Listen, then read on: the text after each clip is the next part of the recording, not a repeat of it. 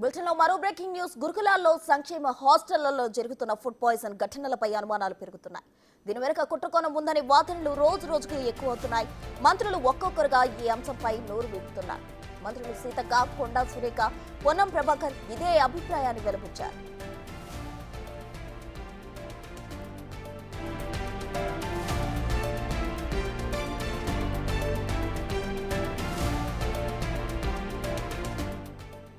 గురుకులాల్లో సంక్షేమ హాస్టల్స్ లో జరుగుతున్న ఫుడ్ పాయిజన్ ఘటనలపై అనుమానాలు పెరుగుతున్నాయి. దీనికి సంబంధించి మంత్రులు కూడా రియాక్ట్ అవుతున్న పరిస్థితి కనిపిస్తుంది. తాజా వివరాలు మా ఇన్పుట్ ఎడిటర్ పవన్ అందించేందుకు సిద్ధంగా ఉన్నారు. పవన్, తెలంగాణ పలు జిల్లాల్లో సంక్షేమ హాస్టల్స్లో ఫుడ్ పాయిజన్ జరగడం, అక్కడ విద్యార్థులు తీవ్ర అస్వస్థతకు గురి కావడం, ఇటీవల కాలంలో వరుస ఘటనలు చోటు చేసుకునే మొన్న శైలజ అనే విద్యార్థిని కూడా తీవ్ర అస్వస్థతకు గురై ఆమె చనిపోయిన ఘటనను అటు దానిపైన కూడా పెద్ద ఎత్తున రాద్ధాంతం జరిగింది. అయితే కొంతమంది అధికారుల నిర్లక్ష్యం వల్లని ఈ ఘటనలు పదే పదే జరుగుతున్నాయి.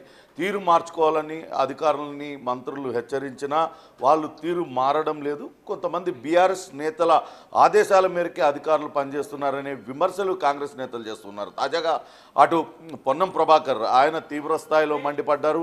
అలానే కొండా సురేఖ, సీతక్క కూడా దీనిపైన మాట్లాడారు. కొండా సురేఖ అటు ఆర్ఎస్ ప్రవీణ్ కుమార్ ఇటీవల కొన్ని వ్యాఖ్యలు చేశారు. వరుస ఘటనలు జరగడం వెనకాల ప్రభుత్వం నిర్లక్ష్యం ఉందంటూ ఆయన చేసిన వ్యాఖ్యలపైన తీవ్రంగా ఫైర్ అయ్యారు. ఆయన గురుకులాల కార్యదర్శిగా చేసి అనేక అక్రమాలకు పాల్పడ్డారు. అటువంటి వ్యక్తులు కావాలనే ఇప్పుడు ఉన్న ఉద్యోగులతో ఇటువంటి పనులు చేపిస్తున్నారు. విద్యార్థుల ఆరోగ్యంతో రాజకీయం చేయాలనుకుంటున్నారంటూ తీవ్ర స్థాయిలో విమర్శించారు. అయితే జరిగిన ఘటనలపైన ఇప్పటికే ప్రభుత్వం అప్రమత్తమైంది. మొన్న మహబూబ్ నగర్లో నారాయణపేటలో కలెక్టర్ స్వయంగా అక్కడ సంక్షేమ హాస్టల్కి వెళ్ళారు. వాళ్ళందరూ కూడా విద్యార్థులతో కలిసి భోజనం చేశారు. ఇక హైదరాబాద్ కలెక్టర్ అనూప్ దుర్శెట్టి కూడా అనేక ప్రాంతాల్లో పర్యటించారు. ప్రత్యేక టాస్క్ ఫోర్స్లో భాగంగా అనేక హాస్టల్స్లో ఆ ఫుడ్ క్వాలిటీ పైన ఎప్పటికప్పుడు వివరాలన్నీ కూడా తెప్పించుకుంటున్నారు.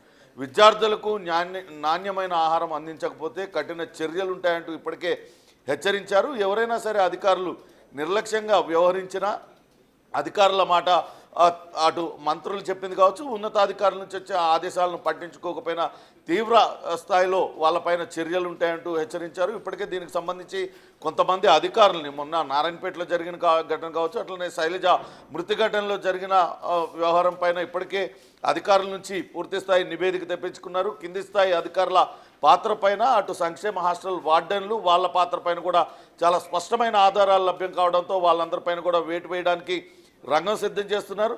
ఇటువంటి ఘటనలు కనుక పునరావృతమైతే ఖచ్చితంగా కఠిన చర్యలు ఉంటాయంటూ హెచ్చరిస్తున్నారు. మరోపక్క బీఆర్ఎస్ నేతలు ఇటు విద్యార్థుల భవిష్యత్తు, విద్యార్థుల ఆరోగ్యంతో చెలగాటమాడుతున్నారు.